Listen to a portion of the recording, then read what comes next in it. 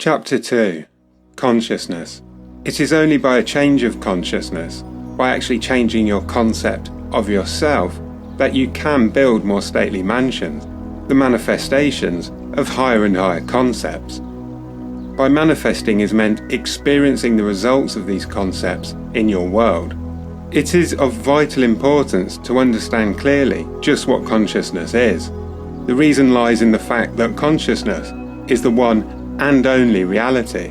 It is the first and only cause, substance, of the phenomena of life.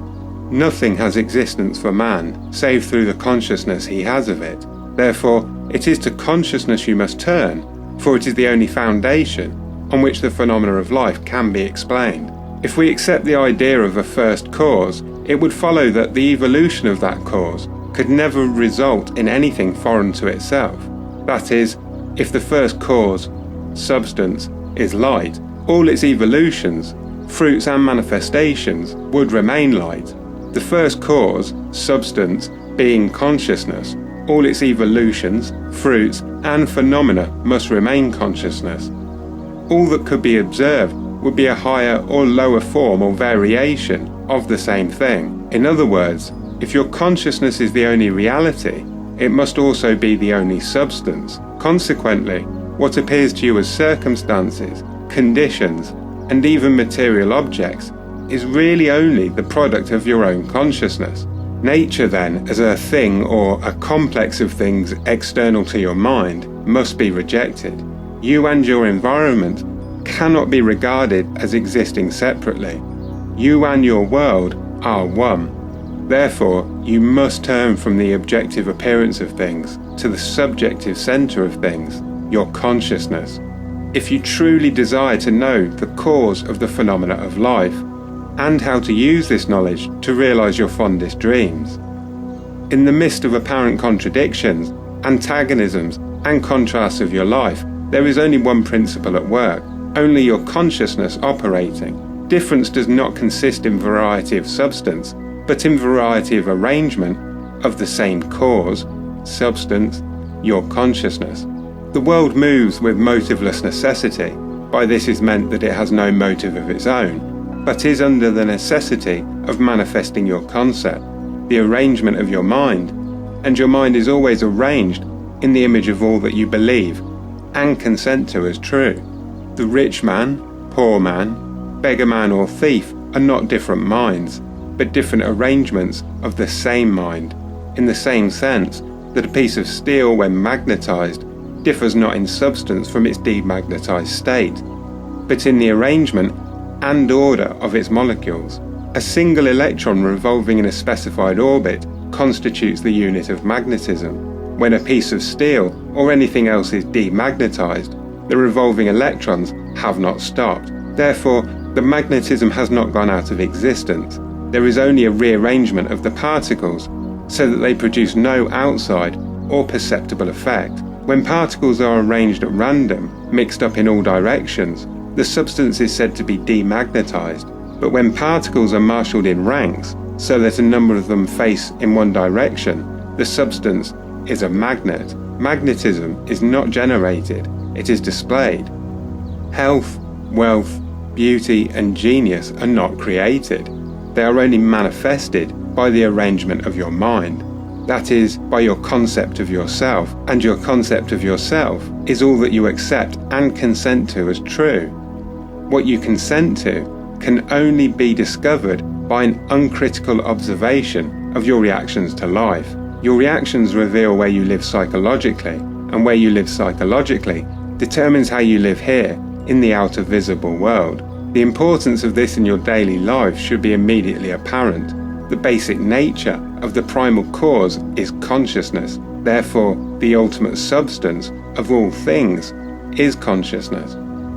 So I think it would be easy to overlook the importance of this chapter. And I think the reason Neville's taken time to explain just what reality is that part of the success of the law of assumption or the law of attraction is understanding.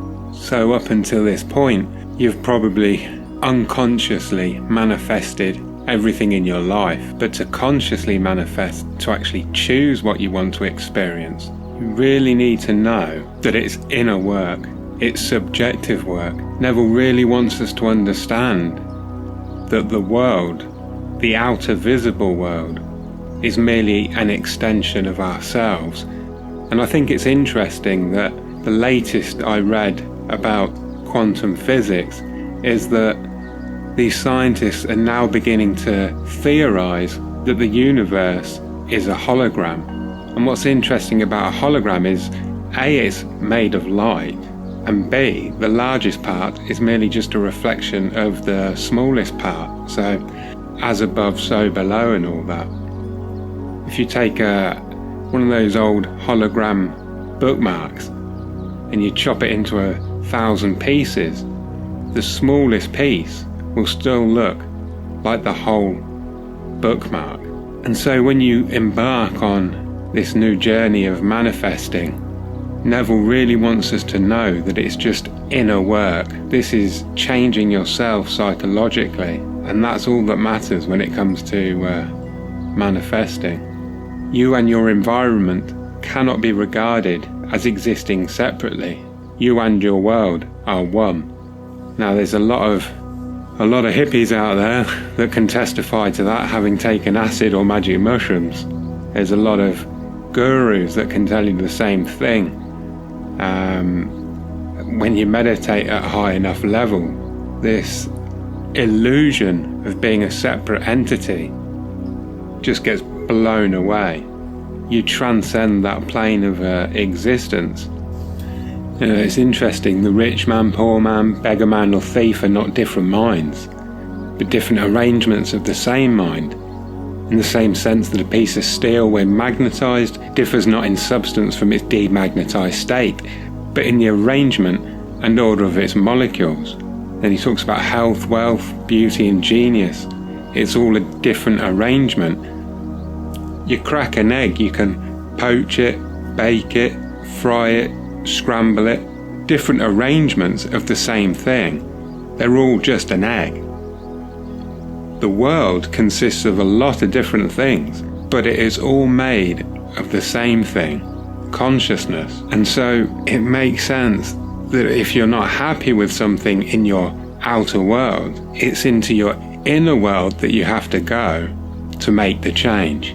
So I mean, we've all probably wondered at some point how there can be a God with all these negative things happening in the world, but really the world is moving with motiveless necessity. You know, God is not in control of that. God created but leaves us to get on with it. What we experience is purely down to us, and you can tell a lot about someone from how they react to the world. Listen to them speak with an uncritical observation of your reactions to life.